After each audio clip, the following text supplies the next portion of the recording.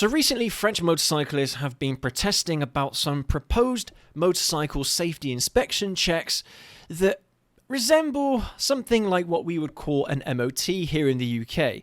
Now, I'm not clued in on how road safety regulations are set up in France or anything like that. I imagine they have some kind of inspections for cars, but it looks like they're trying to roll out something similar for motorcycles, and bikers are up in arms about it. Now, here in the UK, we've had MOTs for a long time, and I know a lot of you lot down in the comments have said about how annoying MOTs are and how unnecessary they are. And again, it just seems to be another punishment on road users because, well, I don't know. Bureaucracy seems to reign supreme when it comes to using public roads. So today we're going to be discussing my take on this, and I'd appreciate it if you could let us know your thoughts down in the comment section below as well on this sensitive issue. And as we all know, France loves to protest. Anything big or small, they will literally throw hell for leather, or go hell for leather, throw the kitchen sink at it, should I say, when it comes to things that they don't like. And some of these scenes or some of these images being taken in France seem epic. I mean, look at all this lot. Because, you know, we are one community at the end of the day. It doesn't matter what motorcycle you ride. We all look out for each other more often than not. And this is interesting to me because I'm not overly opposed to MOTs or vehicle safety testing. It basically is a roadworthiness test, well, at least here in the UK, happens once a year. If your bike is over 3 years old or your car is over 3 years old, then every year it has to go through an MOT to make it roadworthy. And I mean, yeah, they are a bit annoying, and more often than not, the bikes are absolutely fine. And the thing is, I think motorcyclists as a community, we look after our bikes. We make sure that they're in good working order. We don't like to run our tires all the way to the ground. We like to make sure our brakes work. We like to make sure our bikes are in good order for our own benefit. So, I don't know. It's a little bit like Uncle Sam telling us what we can and can't do again. You know, it's bureaucracy once more trying to take hold in another community. And the thing is, I mean, I'd love to see French motorcyclists here in the UK, if they had to live here for a couple of years on some of their bikes, they would hate it, man. They'd absolutely hate it. But I don't know. I find this really interesting because this is another one of those things where another parliament, government, are trying to push through some legislation, and they don't want to give us any say on that legislation. It's the same here in the UK. For some reason, whenever it comes to anything road-related, public road-related, we are not allowed to vote on those changes. Governments will go ahead and just make the changes for us, which is why these bikers are protesting about MOTs in their country, because they haven't had a say. So this article here on Visor Down goes into a little bit of detail about the ordeal and, well, what's kind of going on at the moment. Now, this article was posted on Monday, the 29th of April, so it started this week. And tens of thousands of motorcyclists have taken to the streets in France to protest. I mean, it looks like the Arc de Triomphe, is it, in Paris? I think. But tens of thousands. I mean, this is some epic imagery right now. This is awesome to see so many motorcyclists all rallying for a cause that, quite frankly, I mean, it is pretty just in my opinion, especially a little bit further down where they made an argument here that 0.3 to 0.4% of accidents are due to a defect on a bike. And apparently it counters with the argument that a claimed 30% of accidents are down to road conditions, highlighting this as a greater reason for concern. Now, isn't that fascinating? Because here in the UK, we have exactly the same problems where we have to keep our bikes and our cars in perfect working order or pretty good working order, so they are ready and safe for use on public roads. But how much are local councils and governments reciprocating that in keeping our roads of good, safe quality for us to use. It's a little bit hypocritical, don't you think, where we have to keep our end of the bargain, but local councils and governments, they seem to leave potholes everywhere. I mean, some of the roads that I've been on, you know me, I like to go on some of these quieter roads. I say quieter roads, but more back routes, country roads, things like that, because they are more interesting. And the amount of poor road conditions I see everywhere is just... I mean, it even happened last week when I did my ride review of the Vulcan 650. Honestly, a great motorcycle. Definitely go and check that one out. And it's truly opened my eyes to why cruisers are such great bikes. But it even happened to me on that ride where I went through a pothole on roads that I'm quite familiar with. So I think it's a fairly new addition to the road, or maybe not, actually. I don't know. I think recently I've been going in the opposite direction. But anyway, the direction I was going hit a pothole. It didn't look that big, but man, it hit the bike hard. And it's just... But it's not just one pothole.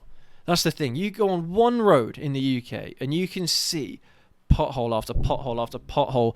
Almost every 100 meters, you will find another piece of road that isn't fit for purpose, that can cause damage to cars, that can knock a motorcyclist off their bike if they're not careful. Things like gravel on the roads, things like, you know, just general maintenance of the roads here in the UK is poor. Very poor.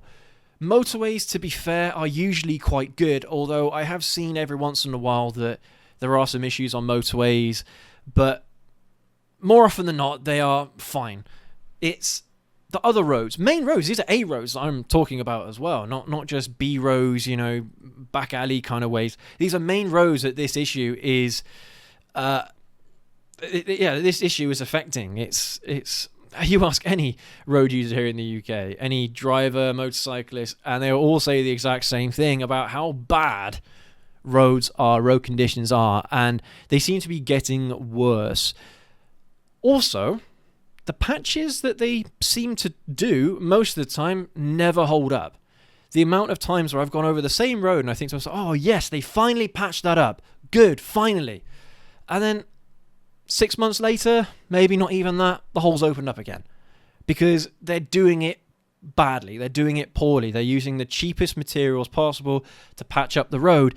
And the funniest thing is that after a few years of them patching up the road, potholes coming back again, patching it again, they do that for a few years, once a year maybe, they decide to just dig up the whole road and redo the whole thing.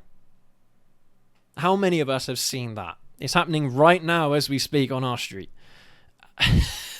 Just do the patching properly to begin with. Now, I'm not an expert when it comes to fixing roads and things like that.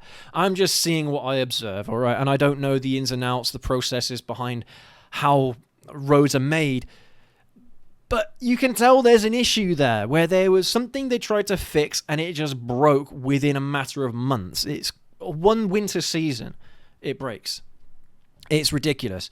And so I find this very interesting that the same thing seems to be happening in France, where they are not prepared to maintain their roads properly. Now, I'm not sure about the percentage of accidents caused by road conditions here in the UK, but 30% is massive.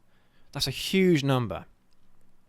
And this is great as well. So it's the group that are standing by these motorcyclists are a group in France, and they call themselves the French Federation of Angry Bikers, which is fantastic. It's a brilliant name. And I know it's ironic, but I mean, it's serving this purpose quite well, isn't it? Because a lot of these people aren't happy. And as I mentioned, it's one of those things, again, that we don't have a say in. You know, for me personally, locals in an area should have a right to vote on things that impact them every day. So when that comes down to speed limit changes, when that comes to the installation of speed cameras, when it comes to anything, pretty much anything to do with road use should be a choice that we make. But it isn't. And it doesn't have to be like at the national level. This can be something local. I don't think that's very hard to administer, you know? Every single time whenever they put up a new speed camera, every single time whenever they change the speed limits for no apparent reason. Well, or they come up with a reason, and it's like, that's just rubbish. It's nonsense. It's an agenda. It's not because they're trying to save people's lives. It's because they have a motive, a political agenda. It's almost like as if they can't move away from their political ideology. They can't leave something alone, like the 20-mile-an-hour laws or 20-mile-an-hour rollout in Wales, which so many people are protesting about. And again, they just pushed it through, because once it's through, people will just learn to accept it, and it will never change. It will never go back to the way it was. That's why they do that, because they hope that people are like, oh, well, it's there now, can't be bothered to do anything about it. If we were French, it would be a whole different ballgame. It would be entirely different. We'd be, honestly, grabbing our pitchforks and, really giving them a hard time over things that, quite frankly, don't concern them. And this is the most interesting thing, isn't it? Is that a lot of this legislation that comes in as well is done by people who don't ride motorcycles. It's done by people who have an agenda against personal transportation in a lot of ways, which is why you're getting these ultra low emission zones and clean air zones and things like that in towns and cities now here in the UK. And because they've been expanding, in London in particular, they've been expanding, people have been destroying the cameras, because it's like, for God's sake, these people need to get around. These people work in a city. They have to be able to get around. They don't want to have to pay a fine every single time they need to get to work. It's just outrageous. No, but the local councils and governments will turn around and say, well, take a bus, take a train. It's like, no, that will cost an absolute fortune. The thing is, riding a motorcycle or owning a motorcycle, owning a car, may be more expensive than using buses every day or using trains. I mean, I don't think that's the case for trains. Trains are ridiculously expensive these days. But buses in particular, I have no doubt that they are more expensive. But at the same time, the reason why you're paying that is because of that extra freedom that transportation gives you. You can go anywhere you want, whenever you want, wherever you want. It's worth paying so you can get yourself around places whenever you want to. I don't think there's anything wrong with that. But apparently there is something wrong with that. Not my words. I mean, I don't think governments will ever say that, because people will be up in arms about it. But their actions are implying that they don't want people to be driving their own cars or riding their own motorcycles, which is a crime. It's an absolute crime. Motorcycles are the answer to a lot of the issues that cities have. If they encourage motorcyclists in cities to get around instead of their cars, can you imagine the amount of congestion that would be eased in these big cities because of because people are using motorcycles instead of cars? How much more room there would be on the roads? It's crazy, man. Because guess what? How much pollution is created by cars moving as opposed to cars being stationary, stuck in traffic, congestion? Right? That would probably answer. It's probably an easy question to answer, right? Motorcycles will keep moving. Why do you think, for God's sake, countries like Vietnam, India, Brazil, we call these countries developing countries, right? The main mode of transportation these people have are motorcycles, because it is the fastest way to get places. It's really frustrating how people don't see the benefits that motorcycles have. Instead, they see, the danger. They see this, they see that. It's like, honestly, you people need to get a life, man. Don't judge something if you've never tried it before. It's like people saying, I don't like that. So have you ever tried it? No. Well, then how can you not like it? It's just people talking out their asses, I hate it. I hate that. I hate that so much about about people in general, but it is what it is. And look, I'm as much as I actually kind of in favor of MOTs here in the UK, because it's all well and good for someone who, I don't know, has a little bit of technical know-how, and they know how to check their brakes, they know how to check their tires, they know how to do this, they know how to do that on their bikes. It's really for those people that don't know how to do this stuff, And I know it kind of comes with the territory a little bit, but for a long time, I really didn't know about the ins and outs of my bikes. I say bikes, my bike, the one bike I had at the time. I didn't really know about good tires, good brakes, fuel lines or brake lines, clutches. I didn't know about any of that. It's only since doing this for you guys more than anything else. It's been a kind of journey of self-discovery for me in a way, and learning these things to prove that someone with little to no technical ability, mechanical ability, or, well, know-how, not ability, know-how, can learn these things and can do what they need to do to keep their bikes in good condition and in good running order. But I know that a lot of people aren't like that. I was one of those people for a long time. I wasn't like that. I tried, and it's always really intimidating, But there are people out there that will never ever look at maintaining their own motorcycles, changing oils, brake fluid, brakes. These are actually really simple things to do on a bike. You haven't got to jack it up or anything like that. And half the stuff you could probably do without a paddock stand or anything. Changing brakes, you don't need a stand for that. Changing oil and filter is probably doable without a stand, but is better with a stand. You have more room. But then again, you have a bike that's got a center stand. You jack it up on that. Gives you all the room in the world to do an oil and filter change. So, I don't know. It's really simple stuff, but people do get intimidated by it, and they do get afraid of this kind of stuff. It's like computers. I'm totally self-taught when it comes to computers and how they work, how to build them, how to diagnose, troubleshoot them. But the fact I was able to learn that on my own, well, has given me some confidence that I could do the same thing with motorcycles. And you just kind of treat it a bit like Lego. But I don't know, man. It's tough because I see both sides of the argument. If we didn't have to go through MOTs here in the UK, I'd actually be happy with that. But it goes back to that same old thing, isn't it? Because we already have MOTs, well, people are too lazy to do anything about it and make it any different. But states in the United States don't have vehicle safety checks or vehicle inspection, roadworthiness inspections, things like that.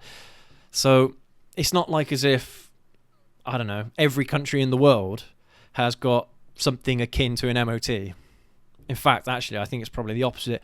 Most countries don't have vehicle inspections. So, I don't know. It's a tough one, and I can see both sides of the argument, but look, it's status quo, isn't it? When things are the way they are and people are happy with things the way they are, why try and change them? If it ain't broke, don't fix it. It's that same kind of thing, isn't it? If hardly any of these motorcyclists are getting involved in accidents or crashes because of some issue they have on their bikes, then there's no point doing it. Yeah. I don't know. Just let it go, man. And I hope that these guys are able to get their way, because unfortunately we don't seem to get our way very often here in the UK, do we? Most road users in general anyway don't. But as I mentioned earlier, let me know what you think down in the comment section below, and whether or not you agree with vehicle inspections and things like that, and whether or not, I don't know, if it's something that you think is necessary, because is it vehicles before 1982 are exempt from vehicle inspections as well. It's like the vehicles that probably need the most inspections don't need them here in the UK. Weird, totally weird. Soon my ZX9R is gonna be a classic, and it doesn't need any MOTs. But and it might be 1983 now or 1984. I don't know, but it's really interesting, isn't it? Double standards, always double standards, isn't it? But anyway, yeah. Let me know what you think down in the comment section below, and whether or not this is something that is necessary or not. I could make the argument that it isn't necessary, but we have them here, so you know, what choice do I have? I've got to do it because Govs tells me so. Anyway, thanks again ever so much for joining me on this one, and I know that there's going to be some very interesting opinions, so I look forward to reading your comments on this discussion. And any of you watch this channel are French, let me know how this is going to impact you, because unfortunately this article doesn't really go into much detail about what the proposed changes actually are. So I don't know if it is more restrictive than what we have over here in the UK or less restrictive. Let me know down in the comment section. But thank you again ever so much for joining us and for watching this video. Leave that like, hit that subscribe button and the notification bell so you don't miss any of this amazing content going forward. And we'll catch you all in the next video, everyone. Take care. Ride safe.